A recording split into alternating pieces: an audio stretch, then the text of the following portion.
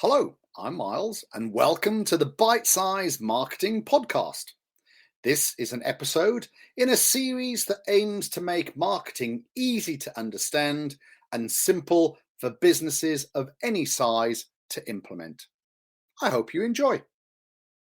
Hello, and welcome to another bite-sized marketing webinar live on LinkedIn. Now, if you detect a slight snuffliness to my voice, it's because at last I have succumbed to the COVID. Managed to avoid it all this time, but hey, it's hit me. I'm okay. It feels like a bit of a heavy cold, which to all you out there that know when a man has a cold, obviously it's flu. It's the worst thing on earth. But I'm here, and today we're going to talk about why you should blog. I know a lot of you will be familiar with blogging, but hopefully I can share some light onto some of the specifics as to why you should start blogging. I'm just going to check that we are live on the internet. Yes, we are live on the internet. I always check that because you never know. Please leave a comment in the chat if you are watching live. Laura, I'm fine, but not too grotty, and I will try my best not to have a sneezing fit halfway through. So if you have any specific questions regarding blogging, anything to do with blogs in terms of content, please pop them in the chat. I will do my very best to answer them live on air. I know a lot of you watch this now on Catch Up. I'm not sure it's officially called Catch Up, but you get a notification through in your section, and then you're able to click on it and watch this video, not live, even though it's recorded live. Hey, I also get asked regularly, like, do I have a script? Do I use an auto cue? No, I literally make some notes on my Remarkable. I can't find the charger at the moment, so I really hope it doesn't run out. So I make some notes. If you see me glancing down, it's just to make sure that I sort of keep on track. But I can assure you, we're completely and utterly live and unscripted. Right, let's dive into it. If you've got a pen and paper handy, then please make some notes. I shall try and make this as informative as I possibly can. So, what is a blog? Let's just start there. The history of blog, the very first blog stems back to 1994, believe it or not, by a college student called Justin Hall. Then in 1997, it was typically referred to as a weblog. And in 1999, the weblog was abbreviated to just blog. So we dropped the WE and then it became a blog.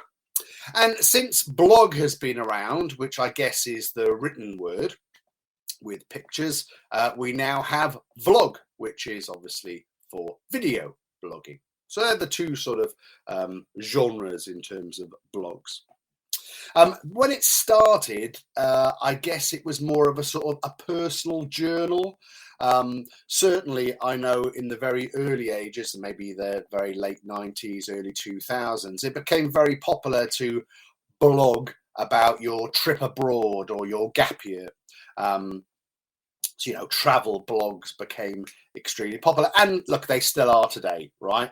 But now I guess that a blog is an additional page on your website that shares information. Let's put it sort of that way. And a blog can be formed of anything that your heart desires, and we're going to go through some of the specifics now in a second. To give you some stats, I know some of you out there really enjoy a stat.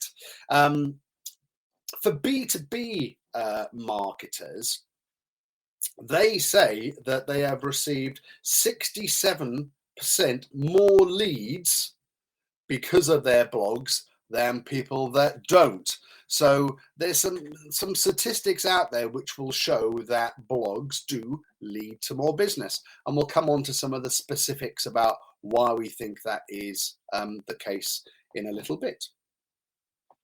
And also, blogs have been rated as the 5th most trusted source of accurate online information. So the search engines themselves, they trust blog posts as a reliable source of information. Another reason to do them. And in 2021, a survey found that 56% said that they recently purchased following reading about the product or service that they wanted in a blog.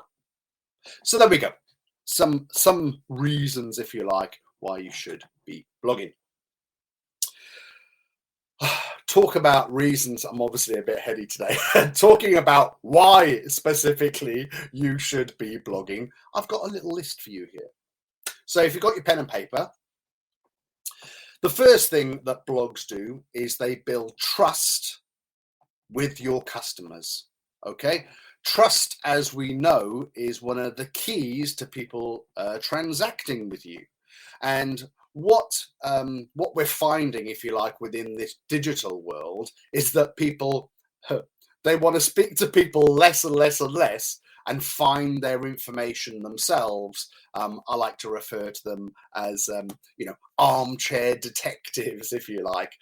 Everything's at your fingertips these days. So you really want to make sure that you're providing information which will allow you to build trust with your customers.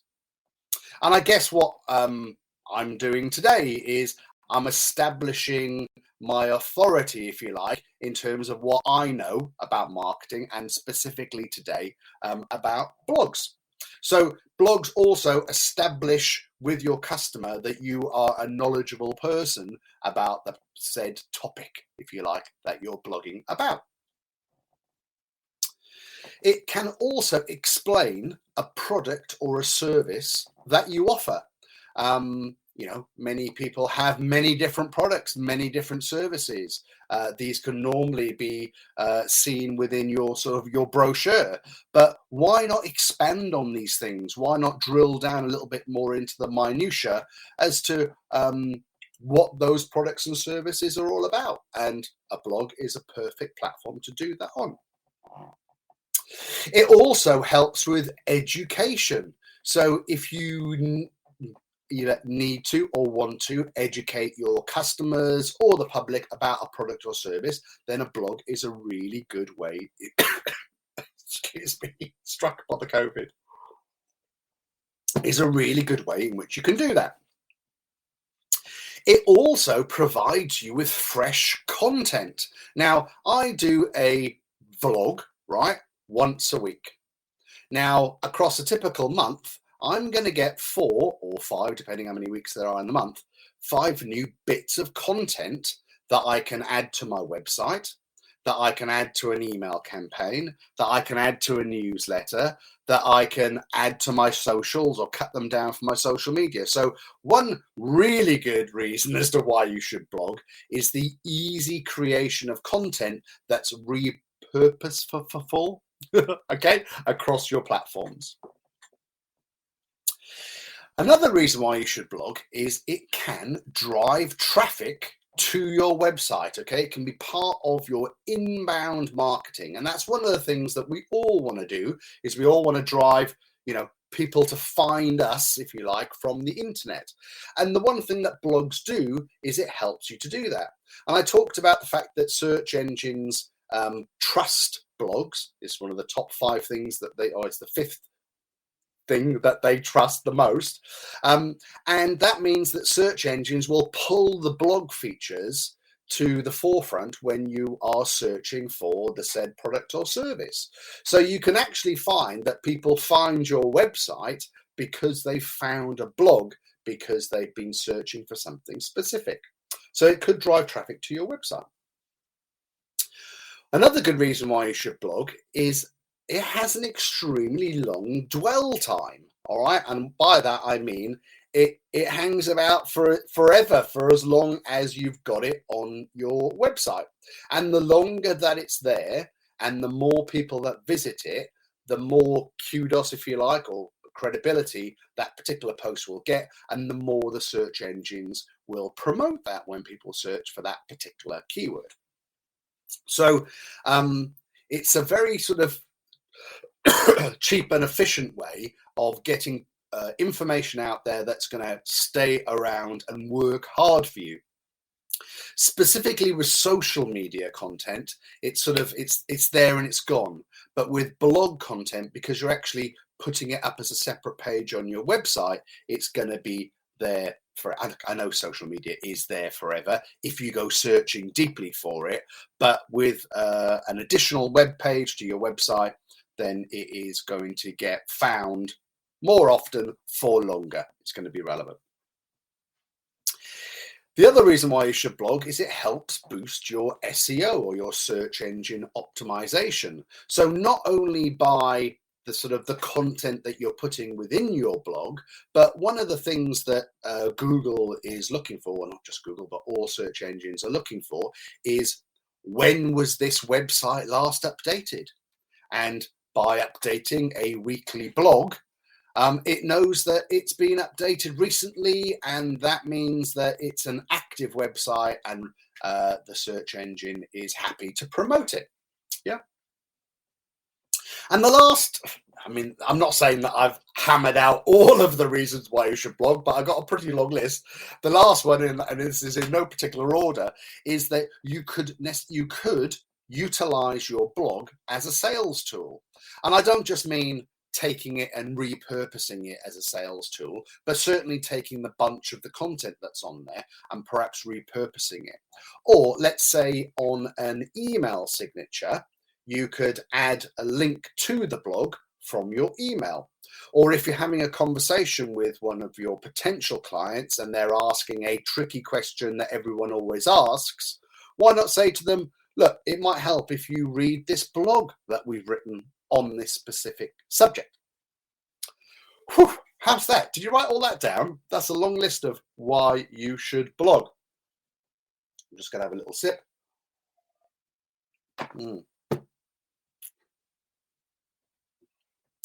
Right, okay. Here we go. Just making sure I'm feeling a little bit heady today, so perhaps I'm not flowing as well as I should. Right, what about where to start with blogging? So a lot of people are like, well, where do I start? What do I blog about? Think about this.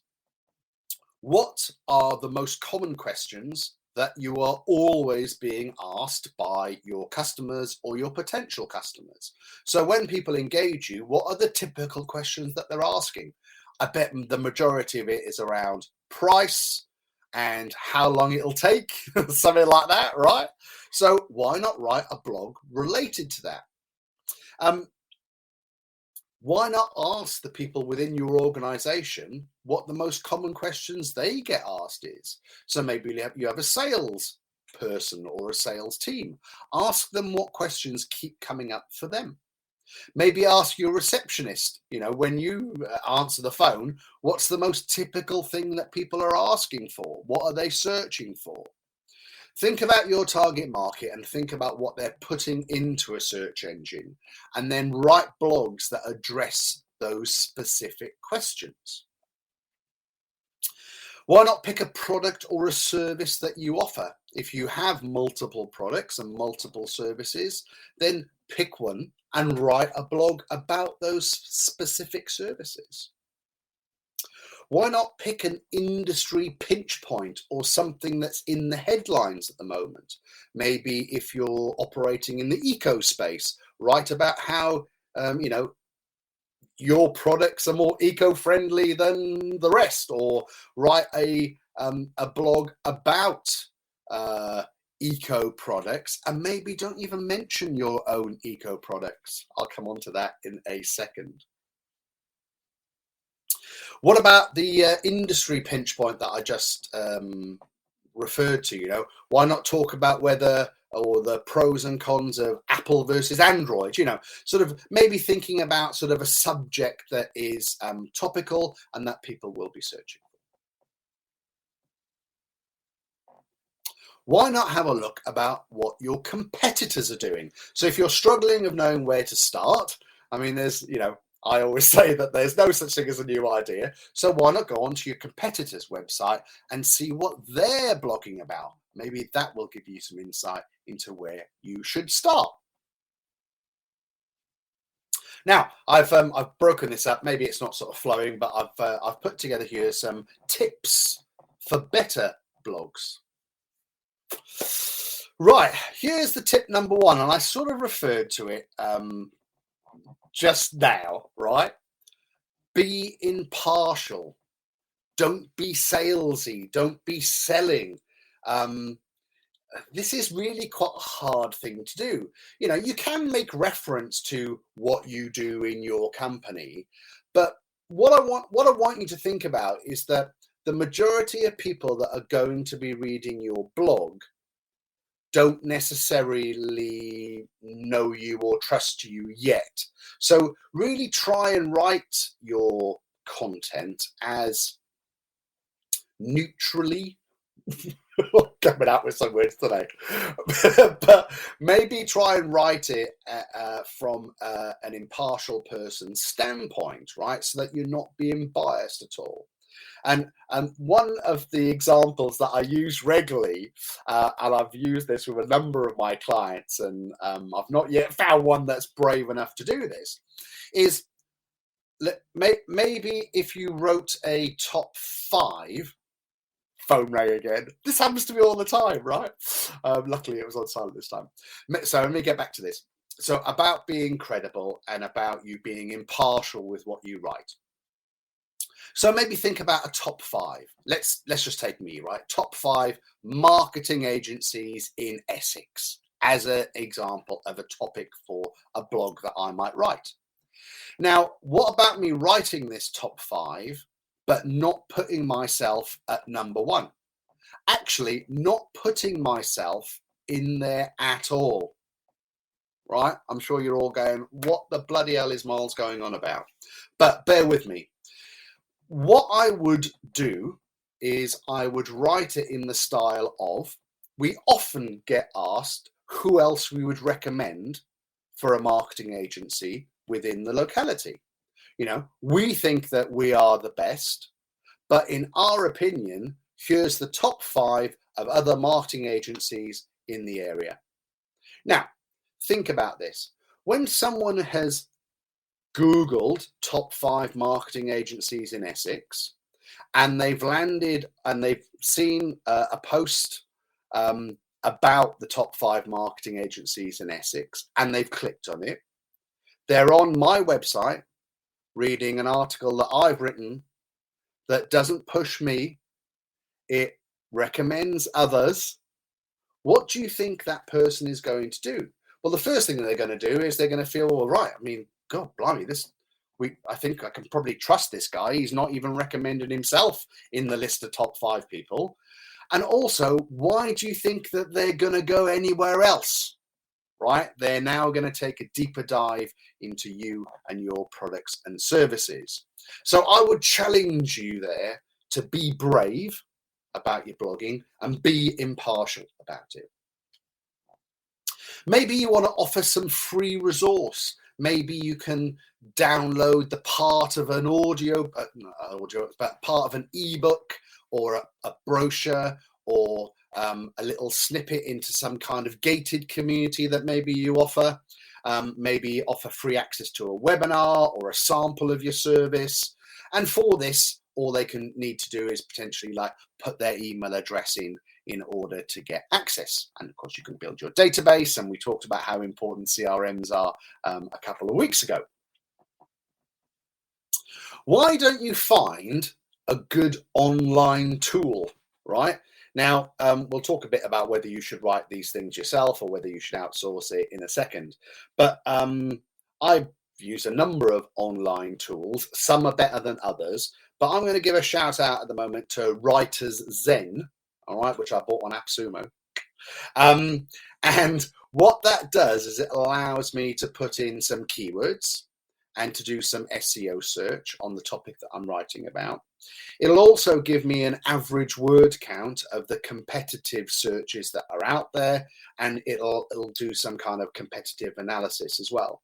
So there's a structure on this particular software that allows me to write it in a way in which, and a style in which, it's going to get noticed more often than not. without going too much into it, it will say that it recommends that you use X amount of certain keywords per blog, because they're comparing basically what the whole of the internet is showing people for the specific search terms that you're looking at. So there we go. There's one of my little tips there. Check out Writers Zen. And my other tip here is you don't need to write, excuse me, you don't need to write one blog on one subject and then that's it. All right. I would actually encourage you to write a blog on a subject and then rewrite it 2, 3, 4, 5, 6 times. Yeah. But maybe just with a different angle. It doesn't matter, right? It's more important to have more content and more things that are searchable on your website than not. All right, so there's some tips. Right, coming on to the question of, do you outsource or do you do it yourself? Well, I mean, it's personal preference, right? Ultimately, I would say that if you have the skills and the time, or maybe within your business you've got some resources, then writing it yourself is always going to be the best way. Why? Because you're the experts in your field, okay? There are some great freelancers out there who can write some fantastic copy, and if you want to outsource it, then use a freelance copywriter. There are plenty out there, and they range in price, right, from £50 a blog to £100 to £250 a blog. All right, all depending on the quality, if you like, of the copywriter. Always make sure that you ask them to make it as SEO friendly as possible, making sure the keywords related to your searches are in there. But I would suggest start writing blogs yourself, all right, because you can crack on with it, and maybe look for some outsourced service if you're finding that maybe it's too labor intensive for you personally or for one of your team. But use your team, use the experts in your team, even if perhaps they're collecting like the raw stuff. Ask them to write a blog on a particular title. They'll write you some words, and maybe then you titivate it, add some photos in there, and format it a little bit nicer. But whatever you do it yourself or outsource, just get on with it. Just do it. Here are 3 reasons why people read blogs. They want to learn something new, they want to be entertained, or they want some industry news or want to understand what the new trends are. So if you're looking for a subject matter to write on, educate people, entertain people, or give them some trends or industry news. Right, I think we're coming to a close. I'm just going to have a little look at the chat, because a few things have popped up there.